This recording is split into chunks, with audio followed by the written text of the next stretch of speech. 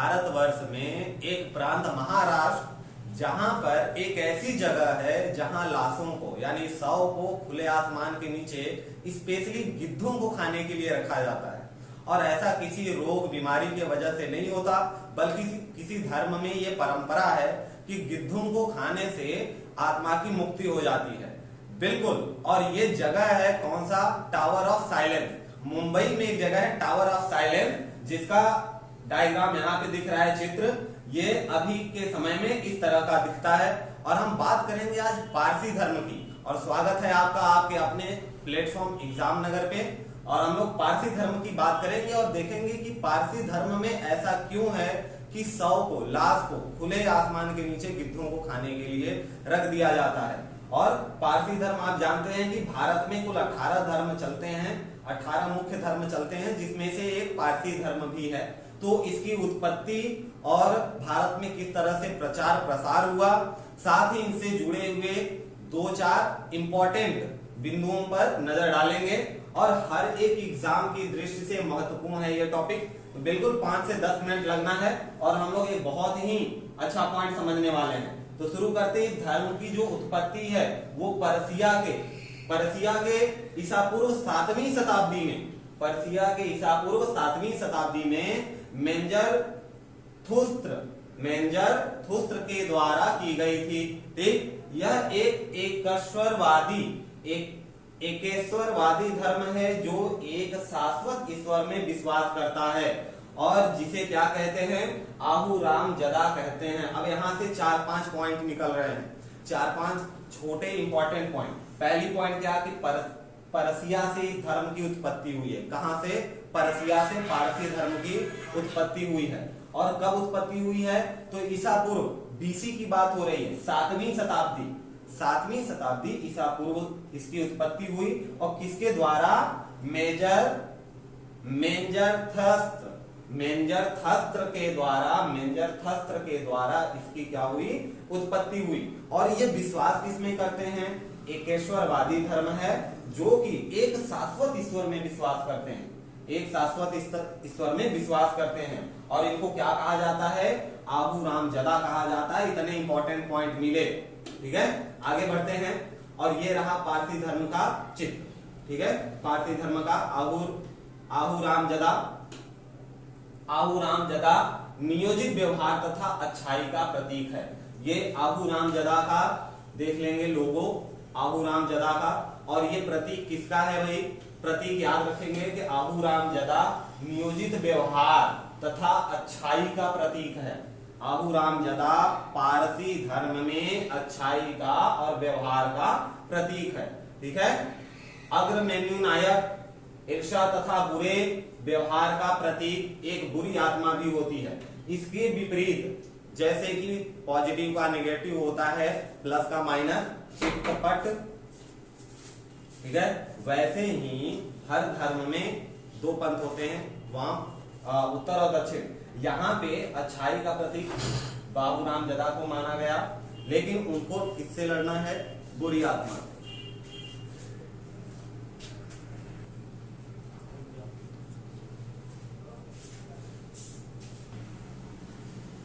जिस प्रकार से अच्छाई और बुराई दोनों होती है, उसी प्रकार से यहाँ भी अच्छाई और बुराई दोनों, और बुरे व्यवहार वाले बुरी आत्मा अच्छाई से लड़ती है। दोनों आपस में क्या करते हैं? संघर्ष करते हैं। और एक दिन अच्छाई बुराई से जीत जाती है और उसी दिन को अंतिम दिन कहा जाता है पारसी में। और अंतिम दिन को हम किस नाम से जानते हैं?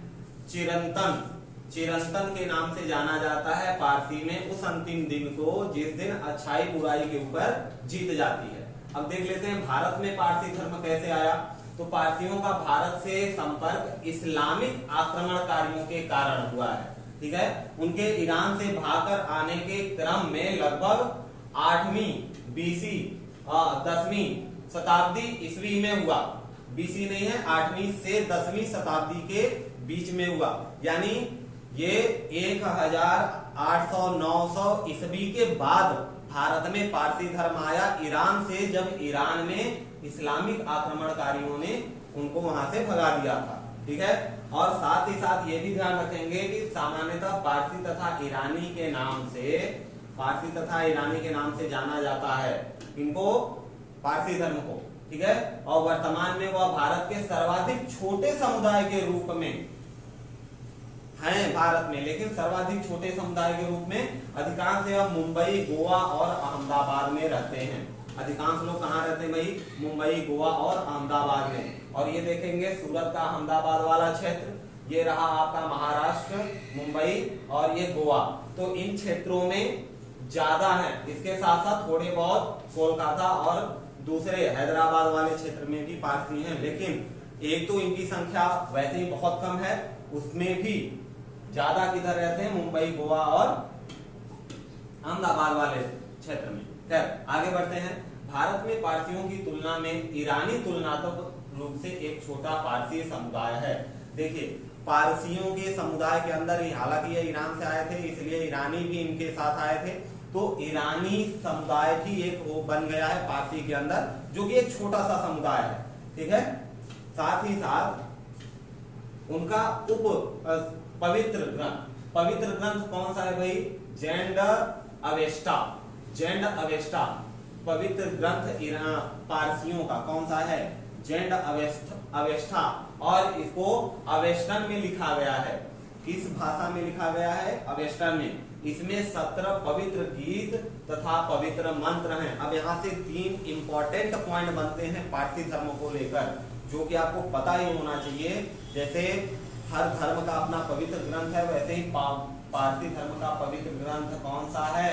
जेंड अवेस्टा पवित्र ग्रंथ है, जो कि अवेस्टन लैंग्वेज में लिखा गया है, अवेस्टन में लिखा गया है। और इसमें कुल 17 पवित्र गीत और पवित्र मंत्र हैं। गीत और मंत्र कितने हैं? 17, ओनली 17, ठीक है। ये इंपॉर्टेंट पॉइंट थे। यह है प्रतीक, साइन किसका? देखते हैं।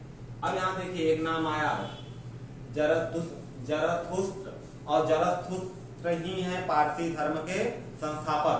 पारसी धर्म के संस्थापक किसको बोला गया भाई? जरथुस्त्र को बोला गया था। अभी हमने शुरू में पहले पॉइंट देखा था। और इनके द्वारा रचित माना जाता है वही पवित्र ग्रंथ, ठीक है। और इस मूल पाठ में अनुवाद इसका शब्दावली जेंद कहलाता है।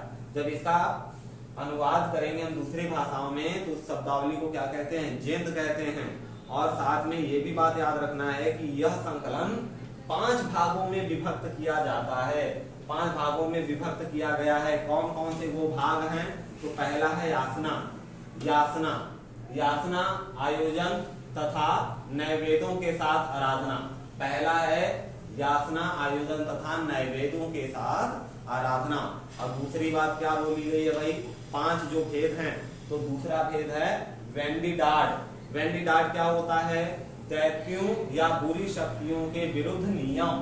तो वेंडिडाड पारसी धर्म का 5 नियमों में से दूसरा नियम के दैत्यों और बुरी शक्तियों के विरुद्ध नियम। चौथी बात क्या बोली गई? चौथी बात है आपका यष्ट। यष्ट क्या होता है? प्रशंसा के माध्यम से आराधना करना। और तीसरी बात थी, चौथी बात क्या? खोरदेह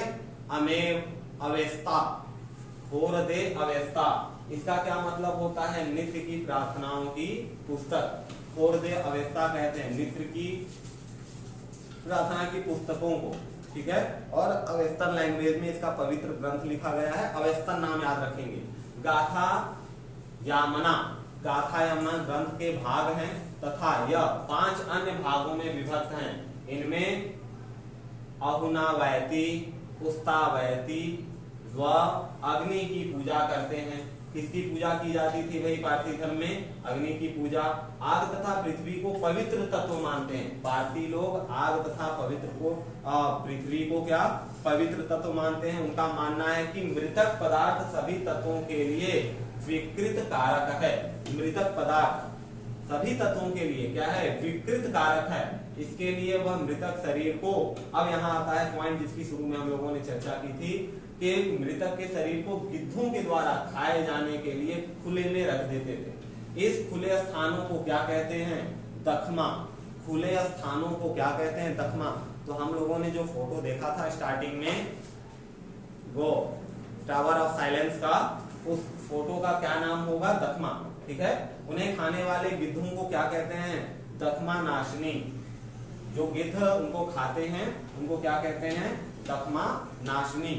एक आगे बढ़ते हैं, ये देखिए ये है दखमा, ये गिद्ध है दखमा नाशनी, और दखमा को ये जगह है दखमा, और ये है मुंबई का जगह। ठीक है, यहाँ पे इसके अंदर खुले आसमान के नीचे यहाँ इसके सामने रख दिया जाता था। है यहाँ पे एक बात क्या बोली गई कि भारत में एक मात्र स्थान मुंबई है जिसमें टावर ऑफ साइलेंस, जहां शवों को खुले में छोड़ दिया जाता है। ठीक है, मुंबई एकमात्र जगह है भारत में जहां ऐसा होता है, और किस जगह पे? टावर ऑफ साइलेंस में। इसके साथ ही ये भी पॉइंट दिया है कि जब से गिद्ध संकट के कारण हुए हैं, मृतकों को क्या दफनाना शुरू कर दिया गया है। अभी आपने देखा था कि वल्चर संकट आया है, गिद्ध अब देखने को भी नहीं मिलते, तो तब से शवों को दफनाना शुरू कर दिया गया। ठीक, उसने उनके अग्नि मंदिर जिन्हें अताश बहराम कहा जाता है दुर्लभ है, और पूरे देश में केवल 8 ज्ञात मंदिर हैं। ध्यान देंगे यहाँ पर कि पारसी धर्म में जो अग्नि मंदिर है, उस अग्नि मंदिर का क्या नाम है? अताश बहराम, अताश बहराम। और ये पूरे भारत में कितने मंदिर हैं? 8 मंदिर हैं। पूरे भारत में कितने ज्ञात मंदिर हैं? 8। पारसियों के बीच 3 कैलेंडर चलते हैं। पारसियों के कुल 3 कैलेंडर हैं। पहले कैलेंडर को कहते हैं शहंशाही कैलेंडर। अपने कैलेंडर की गणना अंतिम ससानी राजा यस्तेगार्ग तृतीय के समय से ये शुरू है। शहंशाही कैलेंडर जो है आपका, वो ससानी राजा यस्तेगार्ग तृतीय के समय से शुरू है। ठीक है, इसकी गणना उसी समय से की जाती है। 3 कैलेंडर है इनकी। दूसरी कैलेंडर है कादिनी, यह सबसे प्राचीनतम कैलेंडर होने का दावा करते हैं। दूसरी कैलेंडर कौन सी है भाई? कादिनी। और तीसरी कैलेंडर है फासली, यह सबसे सटीक धार्मिक कैलेंडर होने का दावा करते हैं। सबसे पुराना कैलेंडर कादिनी होने का दावा करती है, सबसे सटीक धार्मिक फालसी, और शहंशाही तो एक आपने देखा है। ठीक, और यहाँ पे पारसी धर्म समाप्त होता है। और कैसा लगा आपको? अगर यहाँ तक बने हैं तो एक लाइक बनता है, शेयर करिए, लाइक करिए, सब्सक्राइब करिए ताकि फिर से एक बार आपसे हम रूबरू हो सके कुछ नए इंटरेस्टिंग फैक्ट्स के साथ। और इसके साथ ही टेलीग्राम, इंस्टाग्राम पे भी हमारे बैचेस चलते हैं, आप ग्रुप ज्वाइन कर सकते हैं जहाँ पे क्विज वगैरह समय समय पर होते रहते हैं।